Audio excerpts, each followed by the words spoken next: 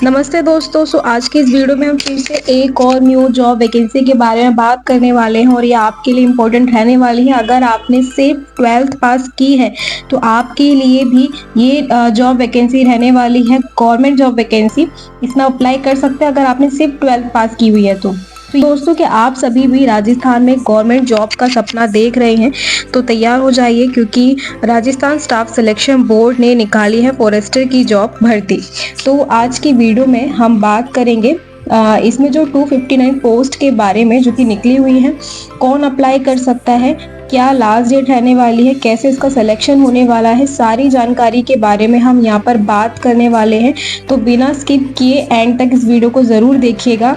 और इस वीडियो को शुरू करने से पहले मैं आपको सिर्फ यही कहना चाहूँगी कि अगर आप सभी फर्स्ट टाइम मेरे यूट्यूब चैनल पर आ रहे हैं तो मेक श्योर अभी तक जो मेरा यूट्यूब चैनल है वो आप सभी ने सब्सक्राइब कर लिया होगा। बेल आइकन को क्लिक कर दीजिएगा, जिससे कि आपको टाइम टू टाइम जो है नोटिफिकेशन मिलता रहेगा। तो यहाँ पर हम इस वीडियो को शुरू कर देते हैं। अगर यहाँ पर हम बात करें कि क्या इंपॉर्टेंट डेट्स रहने वाले हैं इस एप्लीकेशन फॉर्म को भरने के लिए, तो आपका जो है एप्लीकेशन डेट जो है निकल चुकी है। मतलब कि जो स्टार्ट डेट थी वो निकली थी 6 जनवरी में, यानी कि 6 जनवरी में ये एप्लीकेशन फॉर्म स्टार्ट हो गए थे। बट इसकी लास्ट डेट अभी तक ख़त्म नहीं हुई है। लास्ट डेट इसकी 11 फरवरी रहने वाली, यानी कि 11 फरवरी तक आपको ये एप्लीकेशन फॉर्म भर देना है। एंड जो इसका एज पर शेड्यूल आपको जो है आपको एग्ज़ाम डेट बताई जाएगी। एडमिट कार्ड भी आपको एग्ज़ाम से पहले यहाँ पर दे दिया जाएगा। एप्लीकेशन फ़ी की अगर यहाँ पर हम बात करें तो यहाँ पर अगर आप जर्नल हैं, ओबीसी हैं, तो आपको 600 रुपये आपको यहाँ पे करने होंगे। अगर आप ओबीसी हैं, एनसीएल हैं, एससी हैं, एसटी हैं, तो आपको 400 रुपये पे करने होंगे।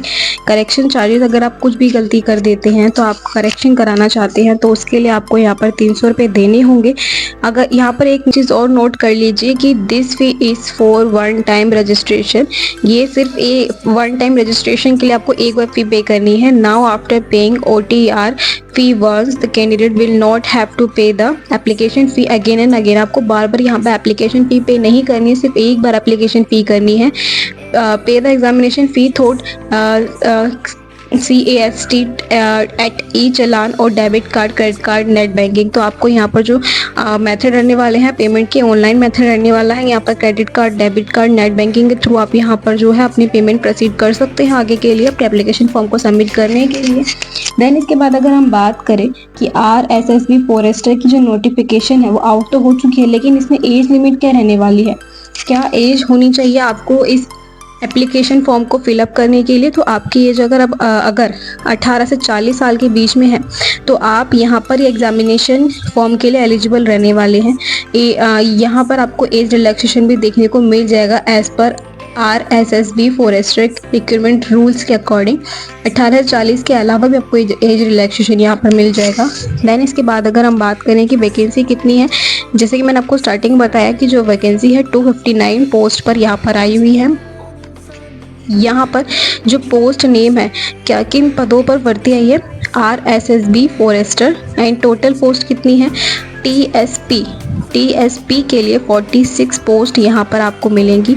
नॉन TSP के लिए 213 पोस्ट आपको यहाँ पर मिलेंगी। और जो आपकी क्वालिफिकेशन है यहाँ पर 10+2 होना चाहिए और किसी भी रीऑर्गेनाइज्ड बोर्ड के थ्रू आप पास होने चाहिए, तो आप यहाँ पर क्वालिफिकेशन में एलिजिबल हो जाएंगे। तो जो आपका यहाँ पर सिर्फ 12th पास किया आपने होना चाहिए। एंड देन इसके अलावा अगर हम बात करें कि आप इस एप्लीकेशन फॉर्म को कैसे फिलअप कर सकते हैं, तो RSSB forester recruitment for various post candidate can be apply between 6 जनवरी से लेके 11 फरवरी तक यहाँ पर आप अप्लाई कर सकते हैं। कैंडिडेट्स जो भी अप्लाई कर रहा है, जो मैंने आपको नोटिफिकेशन जो भी चीज़ें मैंने इस नोटिफिकेशन के बारे में बताई वो आपको पता होनी चाहिए कि क्या एज होनी चाहिए, क्या क्वालिफिकेशन होनी चाहिए, किन पदों पर आपको जो है पोस्ट आपको मिलने वाली है, सब चीज़ें आपके पास होनी चाहिए। इसके अलावा आपके पास डॉक्यूमेंट्स होनी चाहिए। अगर आप ये रजिस्ट्रेशन फॉर्म फिलअप करते हैं तो आपको कुछ रिक्वायरमेंट डॉक्यूमेंट मांगे जाएंगे, जैसे कि ID proof, address detail and basic details आपसे यहाँ पर मांगी जाएगी। तो आपके पास वो सारी डिटेल्स होनी चाहिए। बाकी आपके जो भी डॉक्यूमेंट्स हैं जैसे फ़ोटो, सिग्नेचर, ID प्रूफ, इसकी आपके पास स्कैन कॉपी होनी चाहिए। स्कैन डॉक्यूमेंट होना चाहिए जो कि आप अपलोड कर सकें। ठीक है। Before submit the application form must check the preview all column carefully. मतलब जब आप एप्लीकेशन फॉर्म को भरेंगे ना, आपके सामने एक फॉर्म आएगा, उसमें आपको देख लेना है कि जो भी आपकी डिटेल है वो बिल्कुल करेक्ट है। देन इसके अलावा if candidate required to pay the application fee must submit. मतलब कि जब आप एप्लीकेशन की जो फ़ी पे कर देंगे, आपका जो है फॉर्म सबमिट हो जाएगा। If you are not to required application fee, your form is not completed. अगर आप यहाँ पर एप्लीकेशन फ़ी को नहीं भरते हैं तो आपका जो एप्लीकेशन फॉर्म है वो सबमिट नहीं होगा, वो कंप्लीट नहीं होगा। जब ये सब कुछ कंप्लीट हो जाएगा, अगर आपने ये सारी चीज़ अपलोड कर दी, अपना एप्लीकेशन फॉर्म जो है फिलअप कर दिया टोटली, देन आपको एप्लीकेशन फ़ी पे करनी है। एप्लीकेशन फ़ी के बाद आपके पास एक प्रिंट आउट आएगा, उस प्रिंट आउट को आपको रखना होगा रजिस्ट्रेशन फॉर्म को। तो यहाँ पर यही चीज़ें थी जो कि मैंने आपको बताई इस जॉब वैकेंसी के बारे में। तो आई होप आपको ये वीडियो अच्छी लगी होगी। अगर ये वीडियो अच्छी लगी हो तो लाइक कमेंट शेयर कर देना है। मिलते हैं अपनी अगली वीडियो में। Bye bye.